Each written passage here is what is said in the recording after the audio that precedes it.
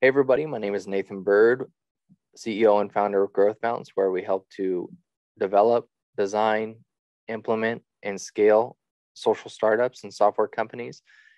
What we're going to go over today is how your company can raise funds and effectively raise those funds. First off, you've got to know your why. You've got to know what you do, how you do it, and why you do it, because there will become some hard times during the development of your company that you will surely ask, why did I get started? But if you have a firm belief and something that really propels you forward, not just to build a company or be an entrepreneur or all these little things that are very surface, then you will get through the hard times and you'll develop your company. This one page of information is extremely important for a company to be able to know, breathe, and completely understand before they go to a pitch. Problems, solutions, your key metrics. You've got to know your UVP, unique value proposition, unfair advantage. You've got to know your target customers, the key metrics in order for you to be able to measure the activity, either pre-raise or post-raise. You have to have these key performance metrics. You've got to know the different channels and paths to your customer. There are different touch points in marketing that you have to set up, and you've got to know each of those different channels that you will strategically put in. There's always level 1, level 2, and level 3, but you've got to know where to start. Customer structure, so customer acquisition cost, distribution cost, hosting, these are all, your SaaS stack as a company. You've got to know what you're dealing with, how much it's going to cost you monthly. Now, you've got to, in addition to that, know your revenue streams. So going through this page will help you tremendously uncover what it is your company is fully capable of doing, and then also a path to success. Let's go here. Now, this is in regards to if you have a company that is a software-based company where there's UX, UI, and there's ways that you need to be able to touch base with your clientele in order to get their user-centered design and user feedback. So first off, let's go here from the start. Project start, user research and analysis. That's the first thing that you're wanting to do. You want to, ping your audience. You want to start creating these LinkedIn posts, start creating, a research forum, a daily action step to where you can start reverse engineering how long it's going to take you in order to really research the industry. Because as you start to research, you'll, in addition to that, become more excited about that industry. And throughout that process, in addition, you'll start to meet with professionals, mentors within that field. And that really will light you on fire to then now get to your concept design. So there's the designers, UX, UI designers who can really help with this process. And that's all based on the user feedback and the research that you're doing in order to develop this. In addition to that research, it's researching your competitors, doing a SWOT analysis to understand exactly who, what strength, weakness, opportunities, and threats that are going to come against you as a business. So now, after you have seen and done that, you can create a concept design. Now, once we're finished with the concept design, we'll go to user testing and prototypes. This is the most exciting part because you start to see your design, your wireframes, and everything come into life. I can't tell you how exciting this is, guys. Now, once you go from this, you'll go to now a detailed design to make sure that you have flushed out all of your features and you have an MVP product that somebody will pay for, that somebody will subscribe to. So where your audience is in love with what you have. Now, on to develop and measure. Now we'll develop it. We'll have our user testers.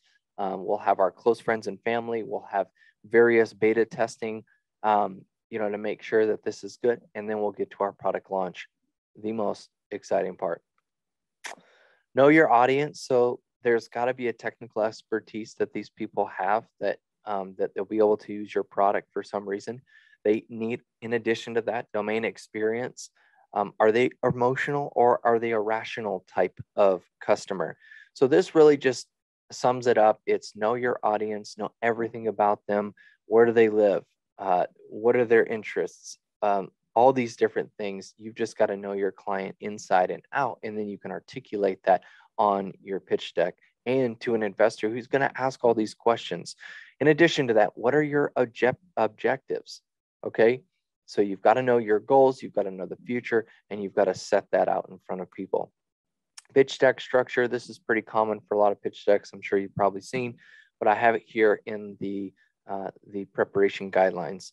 So company information, concept, story, problem, solution, market size, competition, like I said, competitive advantage, unique value proposition, same thing, product, traction, business model. So traction, keep in mind that sometimes as a startup, you won't have quote unquote traction, but listen, it's okay because your traction can be the amount of customers that you have interviewed, and throughout that process, you'll be able to uncover more and more interest.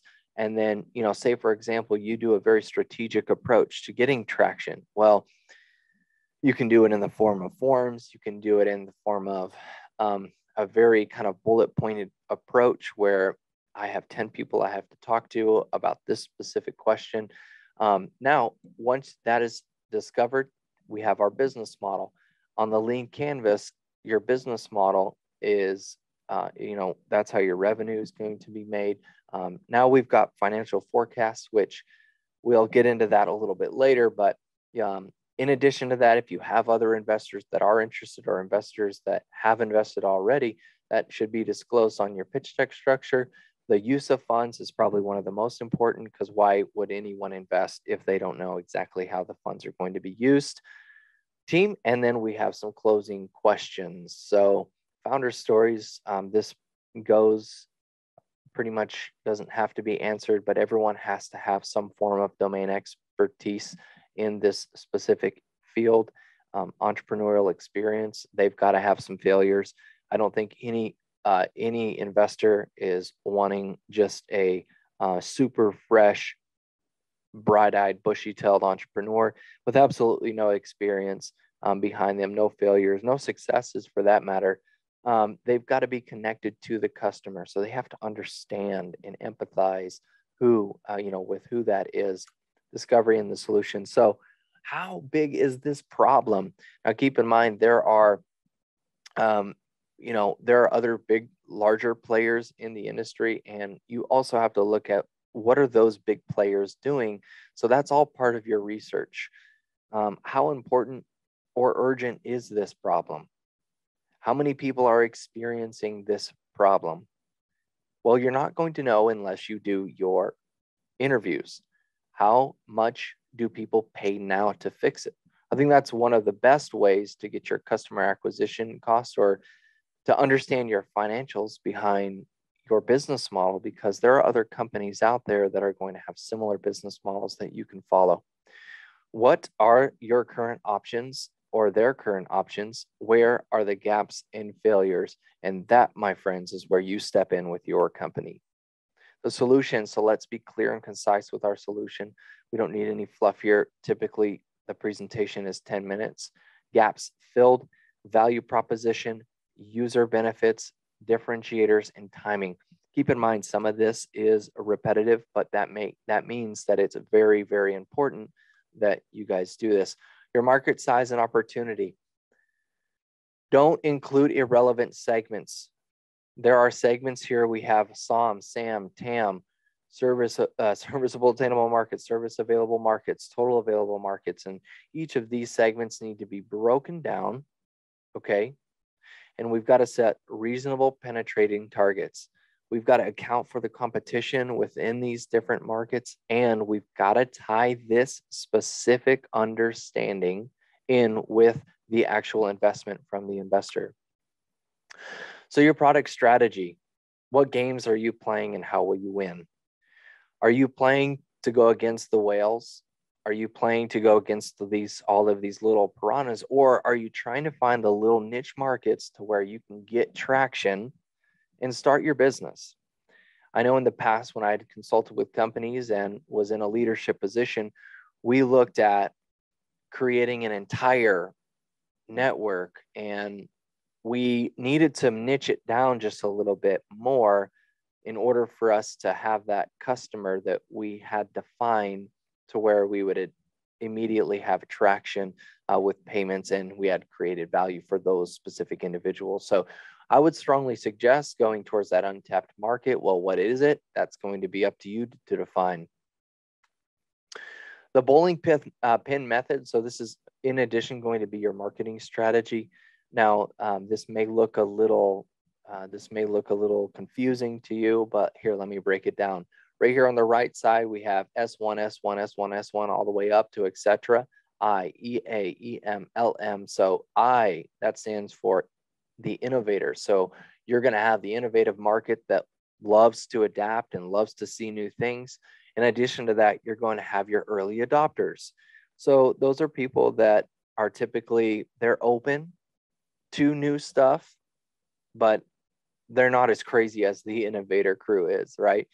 Then we have the early majority and then the late majority. So what you want to do is you want to stay far right here for a little while, start innovating. And S1 means a specification or a feature, right? So that means that at S4, you'll have 4 different features, but you can't get to S4 unless you go through S2, S3. So we've got S2 here, S2EA, S2EM in the purple or blue there. And then we've got S3, S3. So every time the increments change here for S2, S3, S4, those are just various amounts of features that are added to meet that specific demand on those specific early adopters. What problem are your competitors doing? What are they doing about the problem that you're trying to solve as well? Keep in mind, is this problem, number 1, too complex for them to do? Number 2, is it costing them too much? And number 3, not that big of a problem. And is this the proper timing for you to get in this market? Business model. So we've got to understand this as well, our growth strategy. Year 1, are we going to be searching for $100,000 or an annual revenue per account per year? So are we looking for just one client at 100,000, or are we looking at 100,000 clients at $1 each, right? So it's really up to you on where you fall and what your cost for your product is. So the question really is do you want a higher cost product or serving a smaller market, or a larger amount of customers with a smaller price? Traction, like I said earlier, test landing pages and ads, idea validation. You can do surveys. You can also do early adopters. They must love you. Engagement metrics, a warning, data does create reality. I've heard a lot of founders and people that I've spoken with that as soon as they hear the data, it can either be bad or it can be good. So always be willing and ready to pivot. The hockey stick can be deceiving, my friends. That's why we've got to know our KPIs.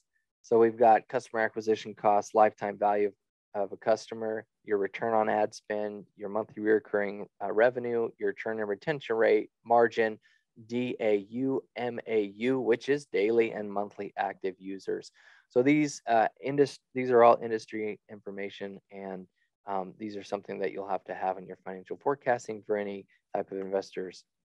The team, show your unique experience, and listen, I can't drive it into you as much as I possibly can. Know your why, because the why is going to help you, like I said, continue to push through the difficulties, and investors and advisors can certainly sense that.